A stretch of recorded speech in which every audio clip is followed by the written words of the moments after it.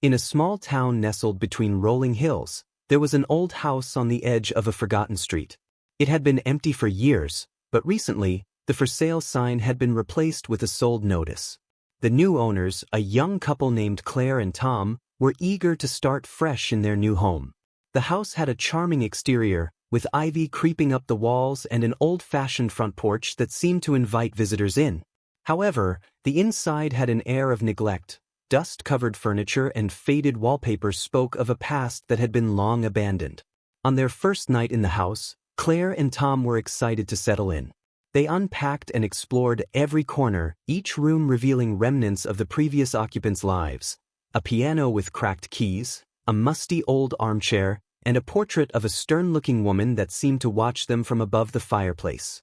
They laughed it off as part of the house's quirky charm and went to bed, thinking nothing more of it. Around midnight, Claire woke to the sound of a faint, rhythmic tapping. She initially thought it was the house settling or perhaps a branch tapping against the window. But as she listened more closely, the tapping seemed to come from the attic. It was steady and deliberate, like someone, or something, was knocking or scratching.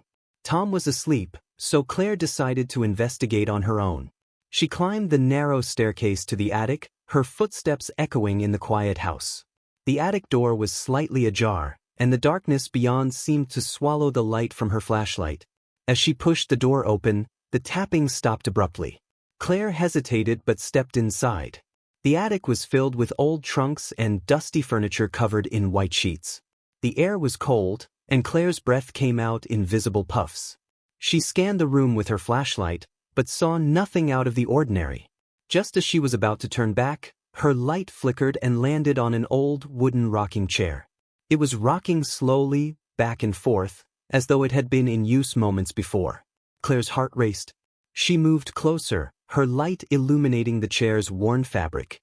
A chill ran down her spine as she noticed an old, faded photograph lying on the floor near the chair. It depicted a family, a man, a woman, and a young girl. The woman in the photograph looked eerily like the one in the portrait from the fireplace downstairs. Suddenly, a cold draft swept through the attic, and the door slammed shut behind her. Claire spun around, her flashlight beam darting around in a panic. The tapping began again, louder this time, coming from all around her. The rocking chair began to move more vigorously, as though an unseen force was pushing it. Claire fumbled for her phone and dialed Tom. Her voice trembled as she explained what was happening. He told her to stay put and that he would come up right away. In the meantime, Claire's flashlight flickered and went out. The attic was plunged into darkness. The tapping grew louder, more frantic, and she could hear soft, sorrowful whispers that seemed to come from nowhere and everywhere at once. Tom finally arrived and managed to pry open the attic door. He found Claire huddled in a corner, her face pale with fear. He quickly turned on his phone's flashlight, and the room was illuminated once again. The rocking chair was still, and the tapping had stopped. They both looked around, but there was no sign of what had caused the disturbance. That night, they decided to leave the attic alone and return to their bedroom, where they tried to calm down. As they lay in bed, trying to make sense of the night's events, they heard the tapping once more, but this time, it was coming from directly above their bedroom. The couple spent the rest of their first night in the house on edge. The tapping continued sporadically, and every creak of the old house made them jump. They never did find a logical explanation for the events in the attic. They eventually reached out to the previous owners and discovered that the house had a tragic history. A family had lived there long ago, but a young girl had disappeared under mysterious circumstances, never to be found. To this day, Claire and Tom believe that the restless spirit of the young girl may still be searching for something, or someone, in that old house. And though they've tried to make peace with the haunting, every now and then, they hear the faint, rhythmic tapping in the night, as if a ghostly child is still trying to get their attention. Weeks passed since the unsettling events in the attic, and Claire and Tom had grown accustomed to the occasional strange noises that came with their old house. Though the tapping had become less frequent, the eerie atmosphere lingered. They tried to push their fears aside and focus on making the house their home. One evening, as autumn leaves swirled outside their windows, Claire decided to do a thorough cleaning of the attic. Despite the odd occurrences, she felt an odd sense of resolve to understand the history of their new home. Tom was away on a business trip, so she had the house to herself. With gloves on and a determined spirit, Claire began sorting through the old trunks and boxes in the attic. She found yellowed letters, old clothes, and various knickknacks from the past. Among the clutter, she discovered a small, ornate box hidden behind a stack of old magazines. It was intricately carved with patterns she didn't recognize, and it was surprisingly heavy. Curiosity piqued, Claire carefully opened the box. Inside, she found a collection of delicate, antique jewelry, rings, brooches, and a locket. The locket was especially intriguing.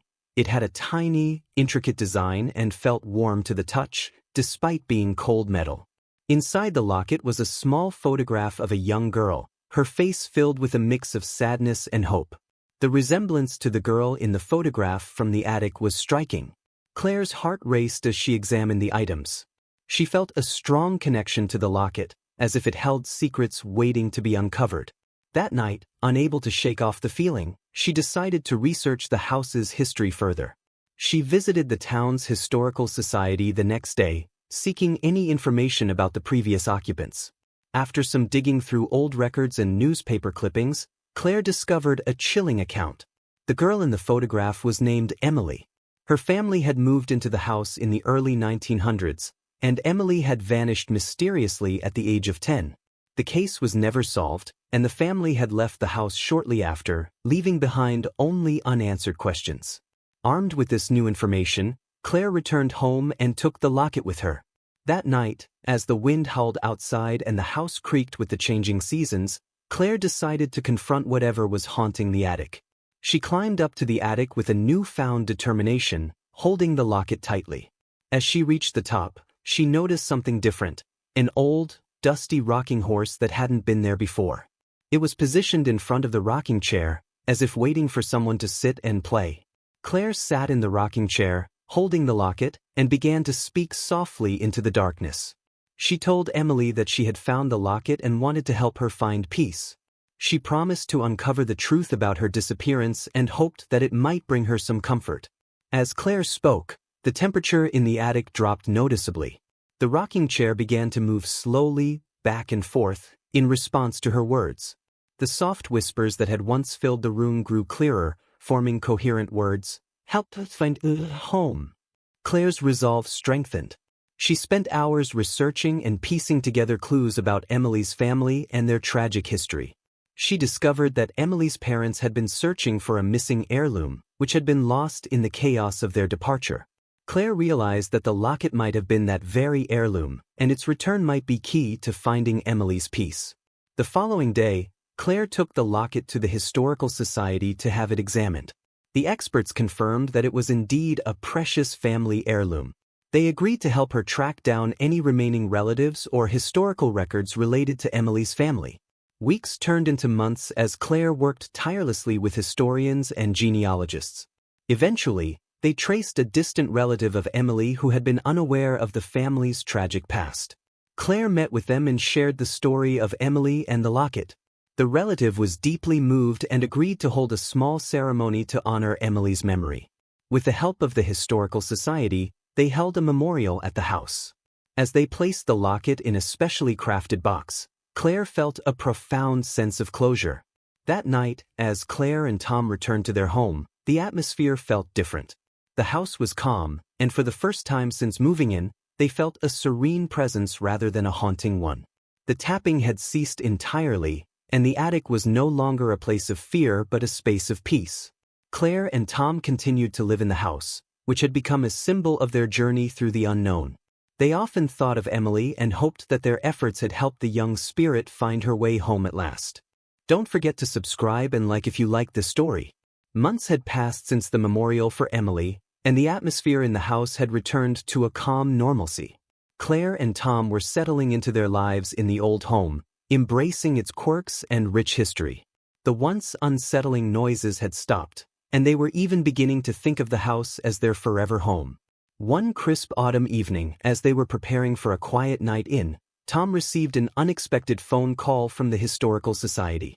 They had uncovered an old journal belonging to Emily's mother, Eleanor, which had been hidden among documents in the town archives. The journal, found in a hidden compartment of an old desk once owned by the family, contained entries that shed light on the family's final days in the house. Intrigued, Claire and Tom went to the Historical Society to read the journal. The entries were detailed and emotional, revealing Eleanor's desperate search for her missing daughter and the mysterious heirloom, the very locket Claire had found. But one entry stood out among the rest. October 14, 1912. I can feel it closing in, the darkness that has taken my child. It is not just sorrow. It is as if something evil has come to claim her. We found something in the attic, a box of old belongings, but it has brought us nothing but misfortune. The locket may hold the answer, but we are no closer to finding Emily. I fear the house is cursed, and we must leave before it consumes us all. The journal hinted at something sinister tied to the house, a malevolent force that might have been responsible for Emily's disappearance. Eleanor's entries became increasingly frantic, describing strange occurrences and dark presences that seemed to plague the house. After reading the journal, Claire and Tom returned home, disturbed by the implications of Eleanor's writings. They couldn't shake the feeling that there was still something unresolved in the house. They decided to investigate further, especially the attic, which had been the center of Emily's disappearance and Eleanor's fears. As they prepared to explore the attic, they found an old, dusty trunk hidden behind a wall panel, a discovery they hadn't made before. It was locked, and despite their efforts, they couldn't open it without a key. Remembering that Eleanor had mentioned a box in her journal, Claire and Tom began searching for any clues that might lead them to the key. While cleaning the attic, Claire stumbled upon a small, hidden compartment in the wall. Inside, she found an old key, rusted but still intact. With trembling hands, she used it to unlock the trunk. Inside, they found more old documents, a faded family portrait, and an old, ornate mirror covered with a cloth. The mirror was peculiar. Its frame was intricately carved with symbols and patterns that seemed to shift when looked at from different angles. Tom suggested they consult with an expert on antiques and paranormal phenomena. The expert, an old historian named Mr. Blackwood, examined the mirror and revealed it was a spirit mirror, believed to have been used for communicating with the beyond. According to Mr. Blackwood, spirit mirrors were often used in the early 20th century to try and contact spirits or gain insights into the supernatural.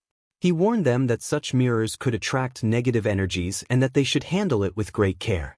That night, Claire and Tom decided to use the mirror in a controlled, cautious manner.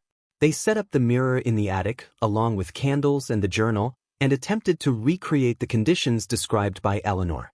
They hoped that by communicating with whatever might be lingering, they could uncover more about Emily's fate and the evil force mentioned in the journal. As they began their séance, the temperature in the attic dropped sharply. Shadows danced around the room, and the atmosphere grew thick with tension. The mirror's surface seemed to ripple, reflecting not just their images but also strange, shifting shapes. Suddenly, a cold gust of wind extinguished the candles, plunging the attic into darkness. Claire, feeling a surge of courage, spoke into the darkness. "We are here to understand what happened. We want to help." The mirror's surface began to glow faintly, and a distorted face appeared, its features twisted with sorrow and anger. It was neither Emily nor Eleanor but something darker, a shadowy figure that seemed to embody the malevolent presence Eleanor had written about. The figure's eyes glowed with an eerie light, and it began to whisper in a language Claire couldn't understand. In a moment of clarity, Claire remembered the locket and held it up to the mirror. The figure's expression changed, and it seemed to react to the locket. The mirror's glow intensified, and the figure's whispers grew more frantic. Claire realized that the locket might be the key to appeasing the dark presence. With Tom's help, Claire placed the locket on the mirror's frame and spoke soothingly to the figure, promising to honor its request for peace. The dark figure's form began to waver and fade, and the temperature in the attic slowly returned to normal. As the figure disappeared, the mirror's surface cleared, showing only their reflections. The sense of dread that had filled the attic was gone, replaced by an overwhelming calm. The mirror, once ominous, now seemed to simply reflect the room, with no dark presence remaining. Claire and Tom felt a profound relief. They decided to keep the mirror in the attic but covered it carefully, ensuring it remained undisturbed. They also made sure to preserve the journal and the other historical documents, respecting the house's past while moving forward with their lives. From that night on, the house was peaceful, and Claire and Tom lived comfortably, knowing they had helped resolve a dark chapter in its history. Though they never fully understood the extent of the malevolent force, they felt a sense of accomplishment and closure, both for themselves and for Emily's spirit. Don't forget to subscribe and like if you liked this story. As winter settled over the town, Claire and Tom enjoyed a newfound sense of peace in their home. The attic, once a place of fear and darkness, had become just another part of their house. The mirror was carefully covered, and the locket was safely stored away. Life returned to a semblance of normalcy. One evening, while Claire was sorting through old papers in the study, she stumbled upon a small, leather-bound book wedged behind a stack of documents. It was unlike anything they had found before. Its cover was embossed with a symbol she hadn't seen in the house's history. The book was a diary, but not in the traditional sense. It was filled with detailed sketches of symbols, strange rituals, and notes in a language Claire couldn't decipher. The diary's pages were yellowed and brittle, suggesting it was very old. Intrigued, Claire took it to Tom, and together they tried to make sense of its contents. Tom suggested contacting Mr. Blackwood, the historian they had consulted before. Mr. Blackwood, though now retired, agreed to help them with the book. After examining it, he revealed that the diary belonged to a practitioner of the occult from the early 1900s, a person who had lived in the house before Emily's family. This practitioner, known as Alistair Blackthorne, was rumored to have conducted dark rituals and sought to harness supernatural powers. According to Mr. Blackwood, the symbols and rituals described in the diary were part of an attempt to control or communicate with otherworldly entities. It seemed Alistair Blackthorne had been trying to summon and bind a powerful spirit, but the ritual had gone awry, causing the disturbances and malevolent presence Claire and Tom had encountered. The diary contained a final entry, written in a shaky hand. November 22, 1911, the ritual has failed. The spirit is no longer bound, and it has begun to manifest in the house. I fear for my life and the lives of those who come after me. The spirit is angry and seeks to escape the confines I have placed it in. I am leaving this house and abandoning my work. May whoever finds this be warned and take heed. The entry confirmed that the disturbances Claire and Tom had experienced were indeed tied to Blackthorne's failed rituals. The diary suggested that the spirit had been inadvertently freed and might still be lurking, waiting for its chance to complete its escape. Determined to resolve the matter once and for all, Claire and Tom decided to take action.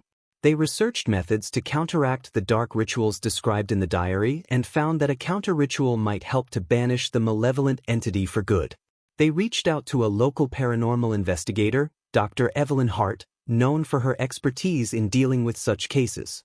Dr. Hart agreed to assist them, and together they prepared for the ritual. The diary provided clues about the necessary steps and tools, including a rare herb called nightshade that was said to have protective properties. The ritual needed to be performed at midnight, during a full moon, in the very room where Blackthorne had conducted his failed ritual, the attic. As the night of the ritual approached, the house seemed to grow more tense. Strange occurrences began again, objects moving on their own, cold spots appearing, and unsettling whispers that seemed to follow Claire and Tom wherever they went. On the night of the full moon, Dr. Hart arrived with an assortment of ritual tools and protective charms. The attic was prepared with candles arranged in a precise pattern, and the air was filled with the scent of incense. Claire, Tom, and Dr. Hart gathered in the attic, ready to confront whatever might be lurking. As the clock struck midnight, the room grew icy cold. Shadows seemed to move independently of their sources, and the atmosphere grew heavy with a palpable sense of dread. Dr. Hart began the ritual, reciting incantations from the diary and using the nightshade and other protective herbs. Claire and Tom followed her instructions, placing symbols of protection around the room. The mirror, covered but still in the room, began to glow faintly, as if reacting to the ritual. The temperature dropped sharply, and a dark figure began to materialize, its form writhing and shifting in the shadows. It was the same malevolent entity they had seen before, but now it seemed more agitated and powerful. Dr. Hart's voice grew more commanding as she chanted the final words of the ritual. The dark figure writhed in frustration, its whispers turning into anguished cries. Claire and Tom felt a surge of energy as the protective symbols began to glow, pushing back against the malevolent force. With a final, powerful incantation, Dr. Hart completed the ritual. The dark figure let out a final, piercing scream and was drawn into the mirror. The mirror's surface swirled with dark clouds before it finally cleared, showing only their reflections. The temperature in the attic returned to normal, and the sense of dread lifted. The air felt lighter, and the oppressive presence that had haunted the house was gone. Exhausted but relieved, Claire, Tom, and Dr. Hart packed up the ritual tools and left the attic. In the weeks that followed, the house remained peaceful. The strange occurrences ceased entirely, and Claire and Tom were finally able to enjoy their home without fear. They decided to keep the mirror in a safe place, covered but preserved, as a reminder of the house's history and the trials they had overcome. Dr. Hart advised them to continue respecting the history of the house and to be mindful of any future disturbances. Though the house was no longer haunted, Claire and Tom knew that its past had left an indelible mark on them. They continued to live in their home with a deep appreciation for the mysteries it held and the strength they had discovered within themselves. Don't forget to subscribe and like if you liked this story.